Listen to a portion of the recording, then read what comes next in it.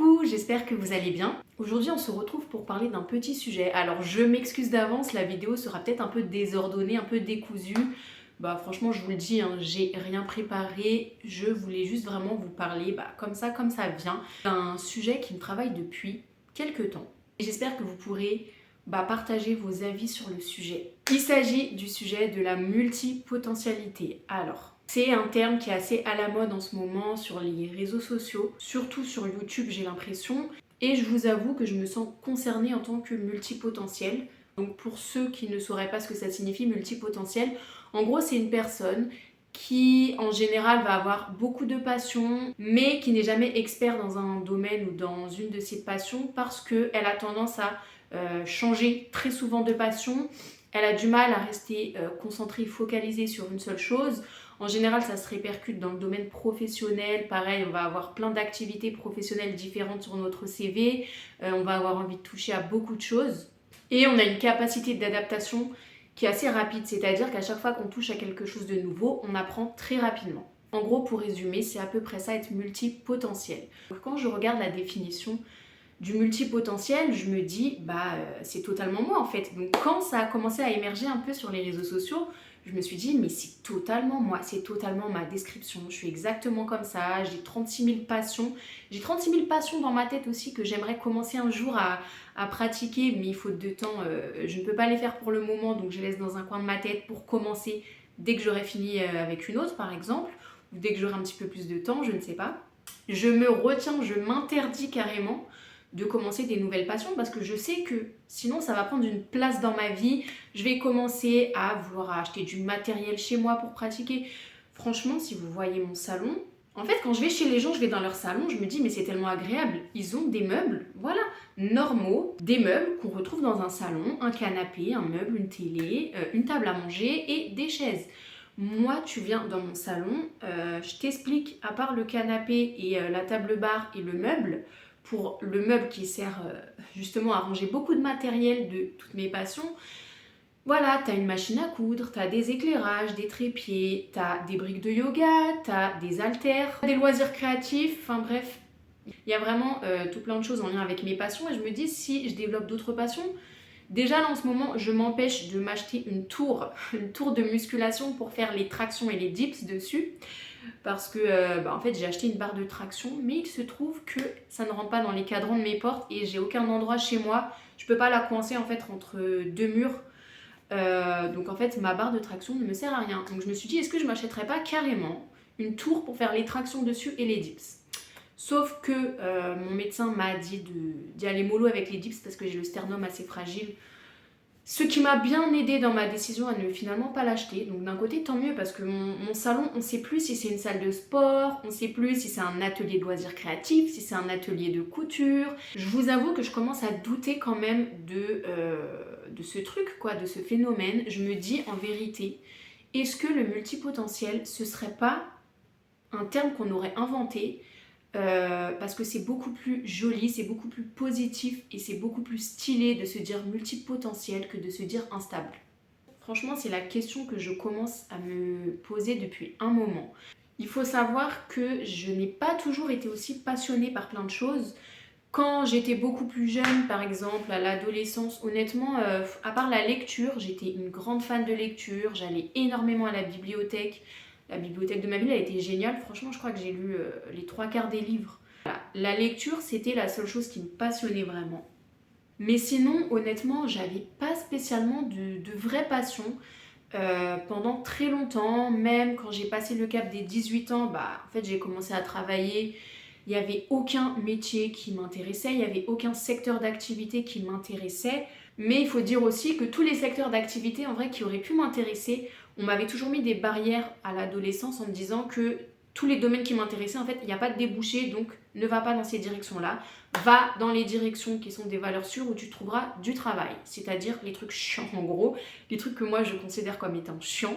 Ce qui fait qu'on m'a mis déjà mentalement des barrières pour ne pas aller vers ce qui m'intéressait, pour ne pas tester des passions, pour ne pas me diriger vers des choses et me diriger vers des valeurs sûres en gros que je n'aimais pas. La première vraie passion que j'ai eue, je pense que c'est la couture et en réalité j'ai commencé à avoir énormément de passion il n'y a pas si longtemps que ça, en vrai quand je me suis séparée du père de mes enfants et que je me suis retrouvée seule avec mes enfants et que je me suis sentie totalement libre en fait. J'avais plus personne pour me mettre des barrières mentales sur ce que je voulais faire dans ma vie, ce que je voulais faire comme activité professionnelle. J'avais plus personne pour mettre des barrières mentales sur les loisirs que je pouvais ou non exercer. C'est vrai que quand j'étais avec mon ex, c'était une relation très toxique, entre parenthèses, et il m'interdisait quasiment toutes les activités que je voulais faire. Donc c'était assez compliqué, j'avais une barrière à ce niveau-là et quand je me suis retrouvée seule, j'avais plus aucune barrière. Je me suis retrouvée en fait avec un champ des possibles devant moi où je me suis dit je peux tout faire, je peux faire tout ce que je veux. Et à partir de là, j'ai commencé à être passionnée par tout, mais quand je vous dis par tout, franchement c'est trop. Carrément je m'interdis maintenant de m'intéresser à des sujets parce que je sais que si je commence à mettre le nez dedans, c'est fini, je vais vouloir tout savoir sur le sujet, je vais vouloir pratiquer, je vais acheter du matériel, je vais vouloir en faire tous les jours alors que j'ai pas le temps. Voilà. Donc j'ai quand même exploré, je vous avoue, pas mal de choses. Et franchement, c'est pas un problème quand ça reste du domaine des loisirs. D'ailleurs, je pense que vous l'avez remarqué sur ma chaîne YouTube, parce qu'il faut savoir que ma première chaîne YouTube, c'est toujours, elle existe toujours, ma chaîne YouTube de couture, comme vous le savez, et que j'ai déménagé, j'ai fait ce que j'avais toujours envie de faire. C'est-à-dire ouvrir une deuxième chaîne YouTube sur laquelle je pourrais parler de plein de sujets, c'est-à-dire cette chaîne-là. Et je pense que vous pouvez le voir au niveau de ma chaîne YouTube, il n'y a pas de thématique précise, c'est-à-dire que je vais avoir des périodes, je vais avoir envie de parler que d'entrepreneuriat, il y a des périodes je vais parler que de community management, que de mon métier en gros, il y a des périodes où je vais parler, je vais faire que des story time sur ma vie, il y a des périodes ça va être du divertissement, en fait on ne sait pas ce que je fais. Quand on tombe sur ma chaîne YouTube, on voit un fouillis, on comprend pas ce que je fais sur YouTube. Donc c'est un truc qui peut être problématique, enfin problématique entre guillemets, YouTube ça reste un loisir, donc c'est pas très grave en vrai, c'est aussi pour ça que j'ai fait une deuxième chaîne pour pas mélanger avec les tutos de couture. Après, il est vrai que quand tu as envie de développer une chaîne, il vaut mieux se focaliser d'abord sur une seule thématique que faire un fouillis, un bric-à-brac comme j'ai fait. Mais voilà, YouTube, ça reste un loisir. Donc en vrai, jusqu'ici, tout va bien. Là où ça se corse un peu plus, c'est au niveau professionnel. Comment vous dire que mon CV, je n'ai jamais fait un CV avec réellement toutes mes expériences professionnelles. Parce que honnêtement, il ferait, je ne sais pas combien de pages il ferait. Mais déjà, mon CV qui est réduit en ce moment, il tient sur 3 pages. Mon CV réduit. Mon CV où je ne peux pas mettre tout. Donc voilà, je ne sais pas combien de pages mon vrai CV complet ferait. Et déjà, même quand je fais un CV réduit, en vrai, je pense que je devrais le réduire encore plus parce qu'on a tendance à me dire que je suis instable, etc. Voilà, ça peut faire peur aux employeurs, chose que je peux totalement comprendre. Et c'est vrai que moi-même, je sais dans mon fort intérieur qu'en réalité, dans ma vie professionnelle, j'ai été instable. Je ne suis jamais restée plus de 2 ans dans la même entreprise et 2 ans, c'est parce que j'étais en alternance. Si j'étais pas en alternance, j'aurais pas tenu 2 ans. Le maximum hors alternance que j'ai tenu, c'est 9 mois. Et c'est un truc qui est un peu typique des multipotentiels ou des instables, c'est que on a du mal à... Déjà en général, on a du mal à supporter les CDI. Et on a besoin de changer, en fait on se lasse assez rapidement, donc on a besoin de changer rapidement. Ça c'est totalement moi, je me lasse assez rapidement de toutes les activités professionnelles que j'ai pu avoir. Après, il est vrai que les activités professionnelles dans le salariat que j'ai jamais été salariée dans un domaine qui me passionnait. J'ai toujours été salariée dans des domaines... Je vous ferai une vidéo, je pense, spécialement sur mon parcours scolaire et professionnel. D'ailleurs, je vous avais demandé si ça vous intéressait, vous m'aviez dit oui. Donc j'ai pas oublié, j'ai gardé ça dans un coin de ma tête. Je rentrerai beaucoup plus dans les détails dans cette autre vidéo, mais j'ai jamais fait dans le salariat vraiment un métier qui me passionnait. Et même si c'était le cas, je me dis, imaginons, je fais un métier dans un domaine qui me passionne, par exemple dans le sport. En fait, j'ai peur que ça me dégoûte du sport. J'ai peur que ça me dégoûte de ma passion. Vous voyez ce que je veux dire? Mais même hormis le salariat. Donc moi, je me suis lancée vraiment en tant qu'entrepreneuse. Enfin, ma première expérience entrepreneuriale, j'avais fait en parallèle de mon travail, j'avais commencé à vendre des créations de couture. Franchement, j'y connaissais absolument rien en entrepreneuriat, j'y connaissais rien en vente, en marketing, en tout ce que vous voulez. J'avais jamais eu de réseaux sociaux. J'ai créé mes premiers réseaux sociaux spécialement pour mes créations. parce qu'à la base, j'étais pas du tout réseaux sociaux, ça m'intéressait pas. Donc voilà, j'ai vendu, j'ai fait des ventes, mais pas assez pour en vivre parce que je n'avais pas les connaissances nécessaires. Et aussi, il y avait des choses qui me saoulaient un peu, qui commençaient à me saouler dans la couture. Et j'ai commencé à faire des recherches pour savoir ce que j'avais envie de faire vraiment, pour me diriger vers quelque chose qui me passionne vraiment.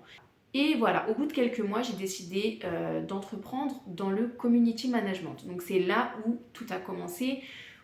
Sérieusement, où j'ai commencé à me former, j'ai pris une formation, c'était la première fois de ma vie que j'ai acheté une formation pour me former à quelque chose. Et au début, vraiment, j'avais le feu en moi en fait. J'avais le feu, j'étais tellement motivée, je me levais le matin, j'étais tellement contente de tout ce que j'allais faire de ma journée pour le community management, pour promouvoir mon entreprise. Je découvrais l'univers, vraiment, j'aimais trop, j'adorais. J'ai commencé à avoir des clients et jusqu'à ce jour, je suis toujours community manager et je me rends compte que je n'ai plus le feu que j'avais au début, que j'avais la première année. Parce que là, en fait, ça fait 2 ans que je suis community manager et ça fait quelques mois, je dirais que ça fait environ 6 mois que j'ai plus du tout le feu que j'avais la première année. Quand au début, j'avais des nouveaux clients, j'étais tellement emballée, j'étais tellement optimiste. Je pense aussi que le fait que je sois tombée sur de mauvais clients... Alors, j'ai pas eu que des mauvais clients, hein. J'ai eu aussi de très bons clients. Franchement, il n'y a aucun souci. Mais j'ai eu aussi quelques désillusions avec des clients qui ne m'ont jamais payé, pour qui j'ai travaillé comme une acharnée parce que je voulais tellement donner le meilleur de moi-même. J'étais tellement emballée par les projets de mes clients.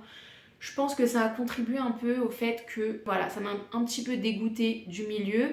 Pour autant, j'ai par exemple une cliente en ce moment avec qui ça se passe très bien, mais encore une fois, il y a des fluctuations. Alors, c'est pas de sa faute à elle, mais il y a des fluctuations dans le sens où ça se passe pas comme je l'imaginais. On était parti là en ce moment pour un engagement sur 6 mois. J'étais hyper contente. En plus, je m'occupe de sa chaîne YouTube. J'adore YouTube. Mais ça s'est pas passé exactement comme prévu encore une fois. Ce qui fait que là, par exemple, on a eu 1 mois de pause, on a dû faire une pause de 1 mois dans le contrat et on ne sait pas quand est-ce que je vais reprendre parce qu'il faut qu'on retrouve une nouvelle date pour que je vienne filmer au sein de son entreprise. Mais il faut que les personnes que je dois venir filmer, l'équipe que je dois venir filmer, aient des créneaux disponibles en même temps que moi. Donc ce qui fait que ça prend un peu de temps, donc c'est ça qui fait que ça se passe pas exactement comme prévu. Et encore une fois, ça me met un petit coup, je me dis bon, encore une fois, j'étais hyper positive, hyper enthousiasmée, et encore une fois, ça se passe pas vraiment comme je l'avais imaginé. Et je me dis, même si ça s'était passé vraiment comme je l'avais imaginé, est-ce que j'aurais pas ce petit truc? Je pense que j'aurais quand même ce petit truc où je commence à me lasser du community management, où je suis déjà en train de penser à ce que je vais faire quand j'aurai fini de travailler en tant que community manager. Donc comme vous le savez, j'ai pris une formation de closer que je n'ai toujours pas rentabilisée. Pourquoi? Parce que, encore une fois, j'ai mal estimé le temps disponible dans mes journées. En fait, je m'étais dit closer, je fais ça 1 heure par jour. Et même 1 heure par jour, je n'arrive pas. J'ai tellement de choses à faire dans mes journées.